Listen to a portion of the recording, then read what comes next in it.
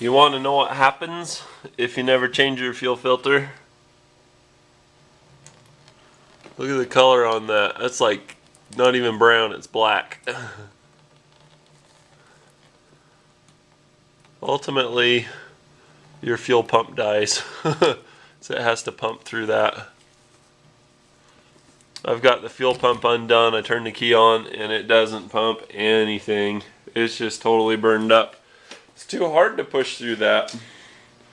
Somebody else had somebody on comments had a question about jacking a car up. So maybe we'll do two birds, one stone.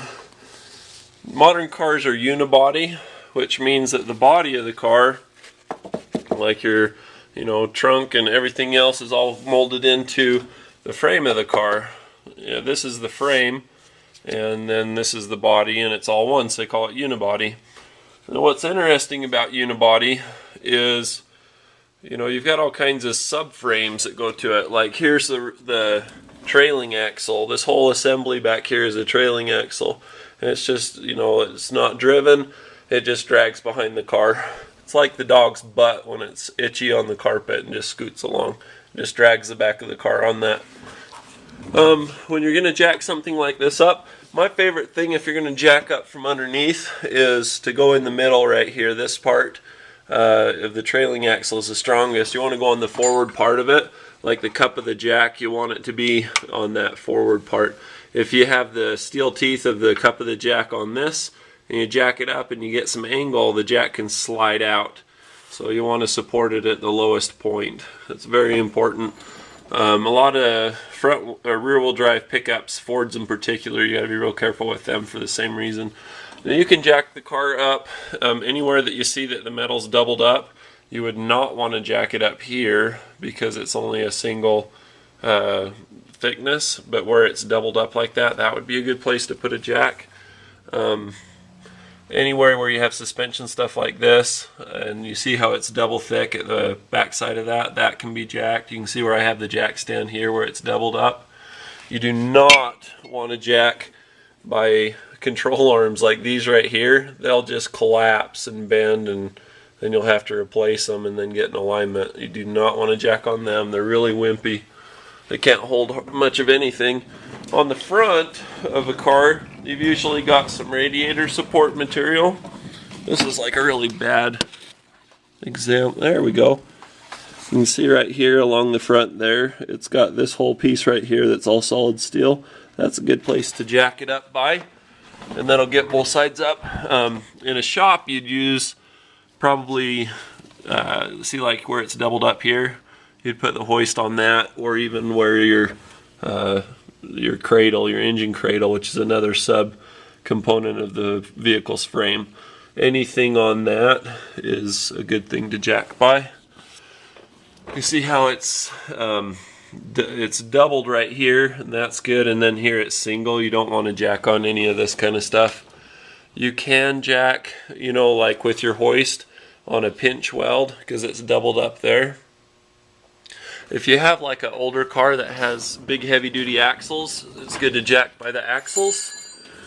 What else do I want to say? Be careful, especially, it's usually the driver's side that you have all of these lines that go to the front. If you're to put your jack on this side and get it with all these lines and pinch one or crack one or something, you'll have an evap problem or a fuel leak or some other kind of issue. So you want to be real careful and make sure that you're on a good piece of metal that's doubled up like this is right here when you jack the vehicle up. If I'm going to do a timing belt and water pump, I'll usually opt to jack up one side, and that way the coolant kind of doesn't spill out as much. What else can I tell you? Just beware of jacking by the lowest point so you don't slide metal to metal. Metal to metal is slick as snot. It'll just slip.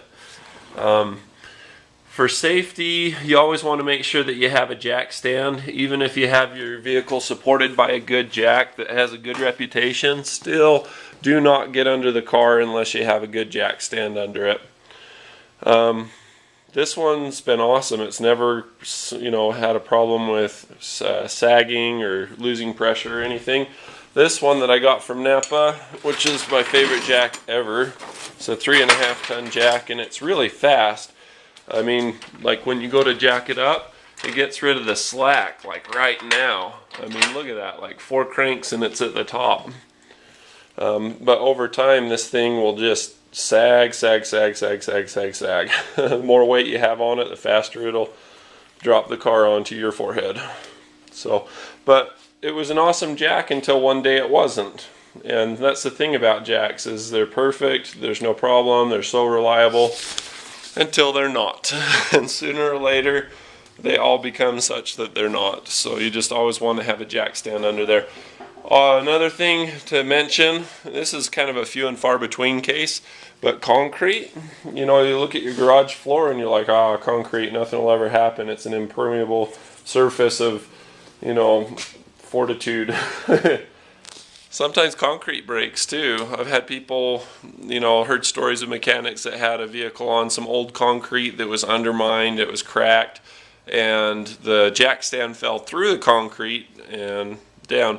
You never want to jack on dirt and gravel with a jack like this. What happens is you jack the car up, and then anytime you jack a car up, it's going to have a little bit of a lean, you know, to one side or the other side.